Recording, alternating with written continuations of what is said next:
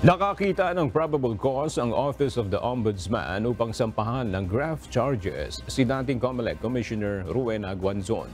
Bunsod ito ng paglalahad niya ng impormasyon kaugnay ng disqualification case ni Pangulong Ferdinand Marcos Jr. noong nakaraang 2022 presidential election. Ipinag-utos ng Ombudsman ang pagsasampa ng 2 counts ng paglabag sa Anti-Graft and Corrupt Practices Act laban kay Guanzon dahil sa pagsasabi umano sa isang interview na bumoto siya pabor sa petisyon na i-disqualify si PBBM. Ang naturang reklamo ay isinampa ni na Attorney Ferdinand Topacio at Diego Magpantay noong May 27, 2022 dahil sa prematurely disclosing confidential information. Wala pang pahayag sa ngayon si Guanzon.